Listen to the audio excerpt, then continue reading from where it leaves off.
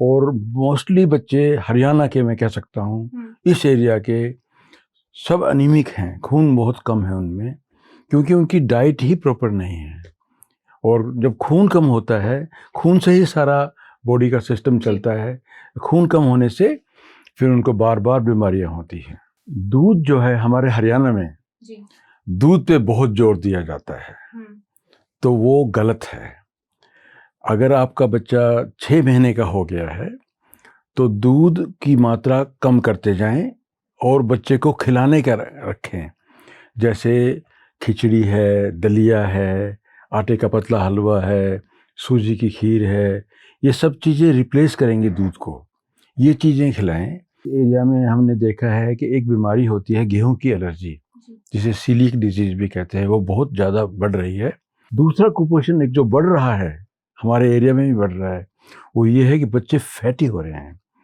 वो junk food खा खा के इतने फैट हो रहे हैं कि उनका वज़न जितना होना चाहिए उससे डबल है। मेरा ये कहना है कि डायपर को यूज़ करो, लेकिन ध्यान से। जैसे आपको कहीं बाहर जाना है तो आप डायपर यूज़ करें, घर आते ही उसको हटा दें।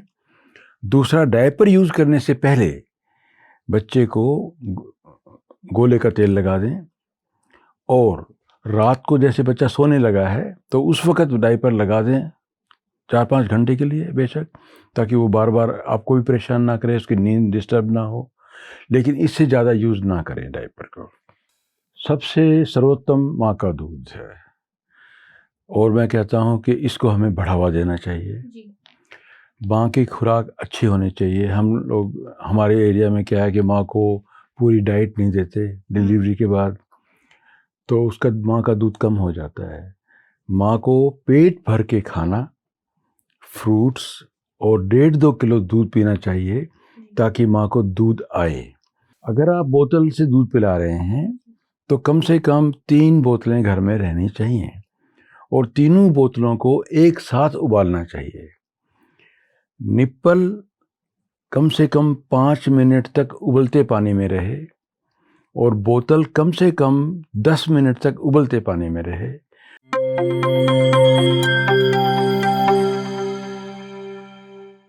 नमस्कार, मैं हूं कोमल और आज हमारे साथ मौजूद हैं शहर के senior child specialist doctor Narendra Singh Yadav.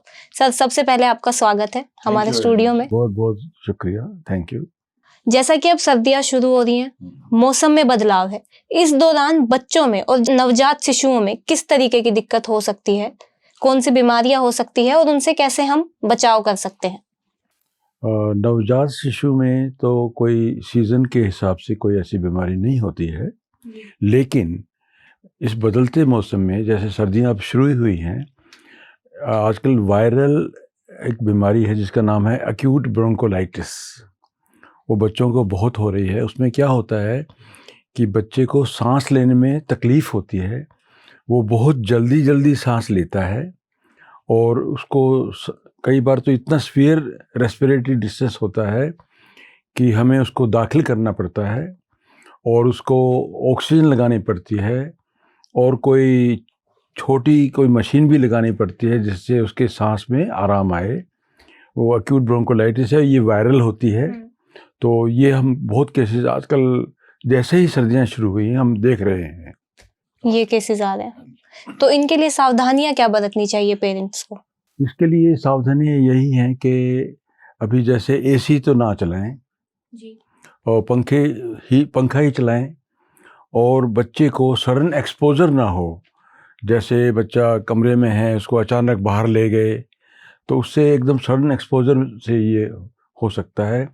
और दूसरा सावधानी ये है कि जिस भी पर्सन को घर में खांसी हो, जुखाम हो, वो उस बच्चे के कांटेक्ट में ना आए, क्योंकि बच्चे में इम्यूनिटी कम होती है। उसके कारण फिर बच्चा एकदम उसको बीमारी को पकड़ लेता है, बड़ों की बीमारी को पकड़ लेता है, और उसको बड़ी ज़्यादा दिक्कत होती है, क्योंकि उसको अगर ये ब्रोंकोलाइटिस शुरू हो जाए तो उसको दिक्कत आती है। और कई बार ब्रोंकोनमोनिया भी हो रहे हैं बच्चों को इस सीज़न में, उसमें तो और भी ज़्यादा बच्चों को दिक्कत होती है। और जो एक्सरे है उसमें पता लगता है कि उसको कोई कंसोलिडेशन है और सांस लेने में तकलीफ है तो वो तो बच्चा काफ़ी सीरियस होता है। निमोनिया की बात की आपने अभी, कई केसेस ऐसे होते हैं जिनमें बच्चों को ये दिक्कत हो जाती है कि 5 साल तक या 5 साल से अधिक उम्र तक उन्हें वो दिक्कत, निमोनिया की दिक्कत कंटिन्यू रहती है। तो उसके पीछे क्या वजह है कि अगर उनको एक बार हुआ तो डॉक्टर कहते हैं अब इसको लगातार होगा 5 साल तक? उसका रीज़न ये है कि एक तो बच्चों की इम्यूनिटी कम है जी। दूसरा ये जो बीमारी है ब्रोंकोलाइटिस वाली ये बार बार होती है। इसमें जैसे सांस लेने की, जैसे मैंने बताया, तकलीफ़ होती है, तो ऐसे केसेस में हम बच्चों को इनहेलर्स देते हैं या नेबुलाइज करते हैं। छोटा बच्चा है तो उसको नेबुलाइज करते हैं, थोड़ा बड़ा है तो उसको हम वो करते हैं, इनहेलर्स देते हैं ताकि उसको बार बार ना हो। तो ये एक विद एज जैसे जैसे बच्चे बड़े होते जाते हैं उनकी इम्यूनिटी भी ठीक होती जाती है और उनकी जो सांस की नली है ना वो बहुत छोटी होती है छोटे बच्चों की। तो जब छोटी नली है तो उसमें थोड़ा सा भी इन्फेक्शन हो जाता है तो उससे उसको सांस में बहुत ज़्यादा तकलीफ़ होती है। तो जैसे जैसे बच्चा बड़ा होता है वो धीरे धीरे ठीक होता है। इसलिए हमें कई बार ये इनहेलर्स वगैरह बच्चों को कम से कम 8-10 साल तक देने पड़ते हैं, तब जाके वो ठीक होता है। बच्चों की आजकल जब स्कूल में रिपोर्ट आती है, स्कूल में जब बच्चों का टेस्ट कराते हैं तो उनकी रिपोर्ट्स आती हैं तो देखा जाता है कि उनमें खून की कमी है। इस बात में कितनी सच्चाई है कि आजकल बच्चों में खून की कमी होने लगी है, और अगर हाँ तो क्यों होने लगी है ये कमी? हाँ, आप बिल्कुल ठीक कह रहे हैं। ये जो खून की कमी है ये छोटे बच्चों में बहुत बढ़ रही है। इसका रीज़न है जंक फूड। आज हमारे टाइम में जैसे हमें पौष्टिक खुराक मिलती थी बचपन में, आजकल सब बच्चे चिप्स, कुरकुरे, मैगी, इस पे उनका ज़्यादा ध्यान है। इसके कारण उनका खून बनना बहुत कम हो गया है और मोस्टली बच्चे हरियाणा के, मैं कह सकता हूँ इस एरिया के, सब अनीमिक हैं। खून बहुत कम है उनमें क्योंकि उनकी डाइट ही प्रॉपर नहीं है। और जब खून कम होता है, खून से ही सारा बॉडी का सिस्टम चलता है, खून कम होने से फिर उनको बार बार बीमारियां होती हैं। तो क्या उपाय है इसके? बच्चे की डाइट ठीक होनी चाहिए, सबसे बड़ा चीज़ ये है। और डाइट में क्या क्या हमें डालना चाहिए फिर? हाँ, दूध जो है हमारे हरियाणा में दूध पे बहुत जोर दिया जाता है, तो वो गलत है। अगर आपका बच्चा 6 महीने का हो गया है तो दूध की मात्रा कम करते जाएं और बच्चे को खिलाने का रखें। जैसे खिचड़ी है, दलिया है, आटे का पतला हलवा है, सूजी की खीर है, ये सब चीज़ें रिप्लेस करेंगे दूध को। ये चीज़ें खिलाएं ताकि उसका खून बने। हरी सब्जियों का सूप बनाएं, फ्रूट्स खिलाएं, फ्रूट्स को मैश करके खिलाएं ताकि उनको खून की कमी ना हो। तो ये हमें डाइट ठीक करनी पड़ेगी। ये हो गई नवजात शिशु की बात। 6 महीने के बाद जब वो दूध के बाद ऊपर का खाना खाना शुरू करते हैं, और जो उससे बड़ी उम्र के बच्चे हैं 5 साल 7 साल, उनके लिए डाइट में, उनकी डाइट भी बच्चों को मिक्स अनाज देना चाहिए। आजकल ये मिक्स अनाज में जो ऐसे जौ है, बाजरा है, मक्का है, ये सब मिला के खाना बनाना चाहिए। क्योंकि इस एरिया में हमने देखा है कि एक बीमारी होती है गेहूं की एलर्जी, जिसे सीलिक डिजीज भी कहते हैं, वो बहुत ज़्यादा बढ़ रही है। तो उसको गेहूं से काफ़ी बच्चों को एलर्जी हो रही है। तो एक मिक्स्ड टाइप का एक अनाज बनाना चाहिए घर में ताकि उसको पूरा पौष्टिक खाना मिले। हरी सब्जियां देनी चाहिए, फल देने चाहिए, दूध ज़रूर दो, एक बार दूध दो, एक बार दही दो, ताकि बाकी टाइम में वो और चीज़ें खाए और उसकी सेहत ठीक रहे। आपकी प्रैक्टिस को काफ़ी लंबा समय हो चुका है, काफ़ी तजुर्बा रखते हैं आप, तो ये बताइए कि आजकल बच्चों में वो कौन सी बीमारी है जो अधिकतर बच्चों में देखने को मिल रही है, जो पहले नहीं होती थी या अब होने लगी है? ये है कुपोषण। कुपोषण 2 तरह का है जी। कुछ बच्चे तो इतने आते हैं बिल्कुल एकदम मरासमिक, पतले दुबले, उनके चेहरे से लगता है कि जैसे उनको पूरी डाइट नहीं मिल रही है, तो वो ऐसे हो जाते हैं। एक तो ऐसे बच्चे हैं जिनको वाकई में इनकी गरीबी है, और खुराक नहीं मिल रही, पूरी खुराक नहीं रही, और खुराक मिल भी रही है तो वो गलत खाना खा रहे हैं, उसकी वजह से उनको कुपोषण होता है। दूसरा कुपोषण एक जो बढ़ रहा है, हमारे एरिया में भी बढ़ रहा है, वो ये है कि बच्चे फैटी हो रहे हैं। वो जंक फूड खा खा के इतने फैट हो रहे हैं कि उनका वज़न जितना होना चाहिए उससे डबल है, और वो चल फिर भी नहीं सकते हैं, सांस लेने में उनको तकलीफ़ हो रही है। ये सब कुपोषण का कारण है, फास्ट फूड का कारण है, जिसके कारण उनको ये नुकसान हो रहा है। हमें बच्चों को बताना चाहिए ठीक से कि डाइट हेल्दी रहनी चाहिए, ऐसी डाइट जिसमें हरी सब्जियां हों, फल हों, मिक्स्ड आटा हो, जो उनकी सेहत के लिए ठीक रहे, ताकि उनकी इम्यूनिटी बढ़े और वो ठीक रहें, और एक्सरसाइज भी करें ताकि उनको ओवरवेट ना हो। ओवरवेट होने से सांस की तकलीफ़, डायबिटीज़, ये सब बीमारियां आजकल छोटे छोटे बच्चों को भी हो रही हैं। अब थोड़ा नवजात शिशुओं के बारे में बात करते हैं। सबसे पहला यही सवाल कि उन्हें कितने घंटे की नींद लेनी चाहिए? नवजात शिशु आम तौर पे 24 घंटे में से 18-20 घंटे सोता है। अगर उसका पेट भर गया है तो वो सोता रहेगा, अगर उसका पेट नहीं भरा है तो वो रोएगा।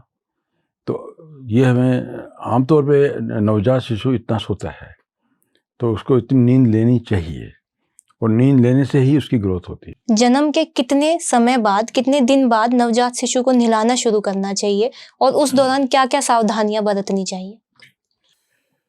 नवजात शिशु को अगर उसका वेट ठीक है, जो एवरेज वेट है जो हमारा, वो है 2.5 kg, और कई बच्चे 3 किलो के भी होते हैं, वो और भी अच्छा है।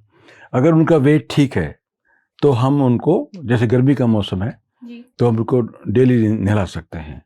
अगर बच्चा प्री मैच्योर है तो उसको हमें नहलाने की जल्दी नहीं करनी चाहिए, उसको सिर्फ गीले साफ टॉवल से पूछना चाहिए, आंखें साफ कर देनी चाहिए, जो लैट्रिन का रास्ता है, पेशाब का रास्ता है, उसको अच्छे से क्लीन करना चाहिए, वहाँ पे इन्फेक्शन के ज़्यादा चांसेस होते हैं। उनको गीले कपड़े से साफ़ रखें, रोज़ कपड़े बदलें, सुबह शाम सफाई रखें, तो वो ठीक रहेगा। क्योंकि वो अगर प्री मैच्योर है तो हमें नहलाने की जल्दी नहीं करनी चाहिए।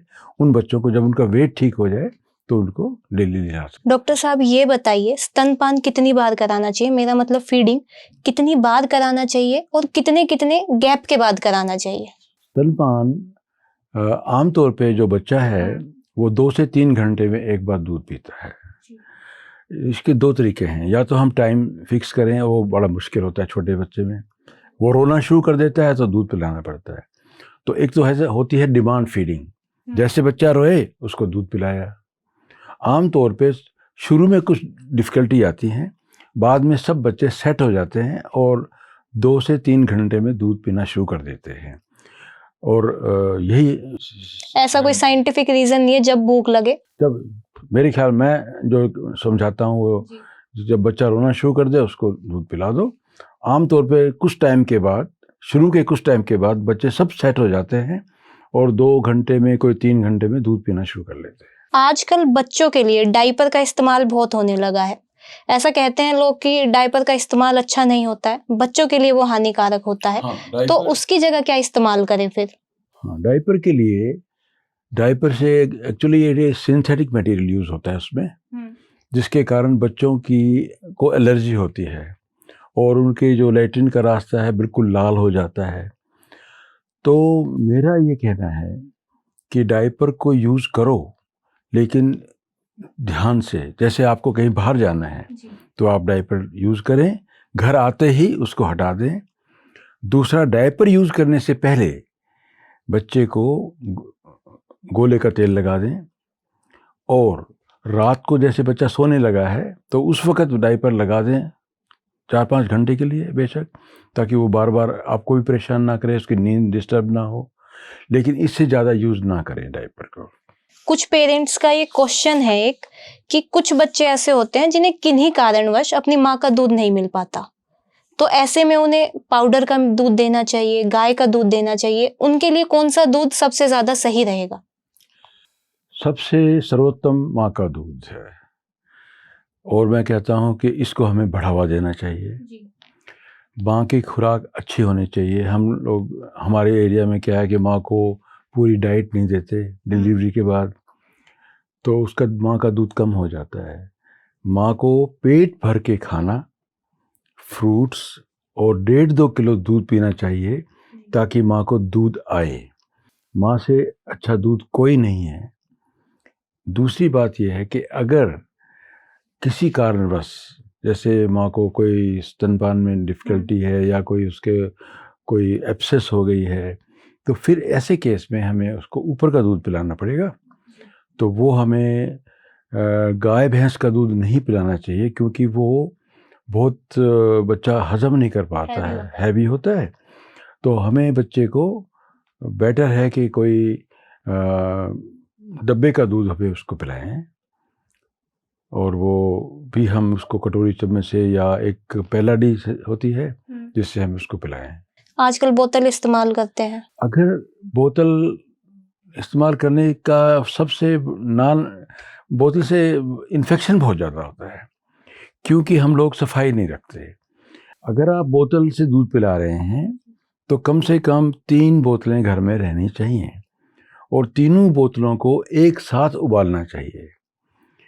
निप्पल कम से कम 5 मिनट तक उबलते पानी में रहे, और बोतल कम से कम 10 मिनट तक उबलते पानी में रहे, और उसका जो निप्पल है उसको एक इंजेक्शन समझ के उसको टच नहीं करना है, और सफाई रखनी है। और बेटर है कि आप उसको कटोरी चम्मच से या पेलाडी से पिलाएं तो और भी अच्छा है। अब टीकाकरण की बात करते हैं। सबसे ज़रूरी टीके कौन कौन से हैं? सबसे जरूरी बर्थ पे हम सब बच्चों को BCG लगाते हैं, पोलियो की ड्रॉप्स भी देते हैं, और हेपेटाइटिस B का टीका लगाते हैं। ये तो हम बर्थ पे लगाते हैं। उसके बाद हर 1.5 महीने पे उसको हम हेपेटाइटिस B है, पोलियो है, आजकल पोलियो भी इंजेक्टेबल आ गया है, वो हम देते हैं। हीमोफिलस इन्फ्लुएंजा का टीका लगाते हैं, और अकॉर्डिंग टू एज हम उनके इम्यूनाइजेशन करते हैं। तो ये सब टीकाकरण की एक सूची हम देते हैं बच्चों को, जब बच्चा हमारे पास से डिस्चार्ज होकर जाता है, और उसके हिसाब से मदरसे लगवाती रहती है। छोटे बच्चों में स्किन एलर्जी हो जाती है, उसके पीछे क्या कारण है? जो साबुन वगैरह यूज करते हैं उनमें दिक्कत है, या फिर माँ की कोई ऐसी बीमारी हो जो जेनेटिक बच्चे में आ जाए? माँ की कई ऐसी बीमारियां जो होती हैं, कई जो ऐसा नहीं होता कि एकदम जेनेटिक हो जाए, लेकिन हो सकती है कई बीमारियां। तो उसके लिए तो हमें टेस्ट करने पड़ते हैं, पहले वाकई में कंफर्म करना पड़ता है कि ऐसी क्या बीमारी है जो बच्चे को आ गई है। तो वो तो एक डिटेल्ड उसका टेस्ट करना पड़ेगा, उससे तभी पता लगेगा।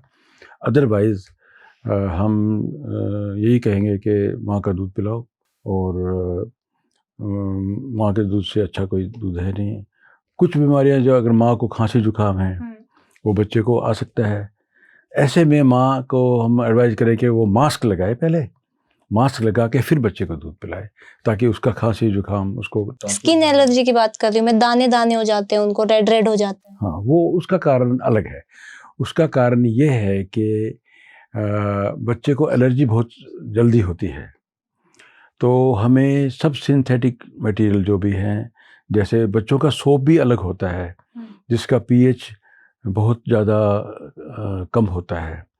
अगर हम जो नॉर्मल एडल्ट सोप है वो उसे नहलाएंगे तो बच्चे को एलर्जी हो सकती है, या फिर डायपर से एलर्जी हो सकती है, किसी क्रीम से एलर्जी हो सकती है। तो बच्चों के लिए सॉफ्ट सोप आते हैं, और कपड़े भी सूती पहनाने चाहिए। कई बार कपड़ों से एलर्जी हो जाती है बच्चों को। ये सब हमें ध्यान रखना पड़ेगा। अब डॉक्टर साहब, कोई भी जानकारी जो आप हमारे दर्शकों को देना चाहते हो, पेरेंट्स को देना चाहते हो, जिससे वो अपने बच्चों का ध्यान रख सके, तो आप वो बताइए। अब यही है कि इसमें 2-3 बातें ज़रूरी हैं। सबसे ज़रूरी है कि जब बच्चा पैदा होता है तो उसको एक अच्छा एटमॉस्फेयर मिले, उसको बच्चे को अच्छे से रैप करें हम, ताकि वो गर्म रहे। बच्चे को गर्म रखना बहुत ज़रूरी है, स्पेशली इन विंटर्स। अदरवाइज़ बच्चे को अगर कोल्ड हो जाता है बच्चा तो समस्या ही खड़ी हो जाती है। बच्चे को एक तो रैप सर्दियों में अच्छे से रखें और साफ रखें, कपड़े सुबह शाम चेंज करें और सिंथेटिक मटेरियल को यूज़ ना करें, माँ का दूध पिलाएं और 6 महीने के बाद बच्चे को ऊपर से खिलाएं और जंक फूड ना खिलाएं बड़े बच्चे को। यही हमें ध्यान रखना चाहिए। धन्यवाद डॉक्टर जी। Thank you.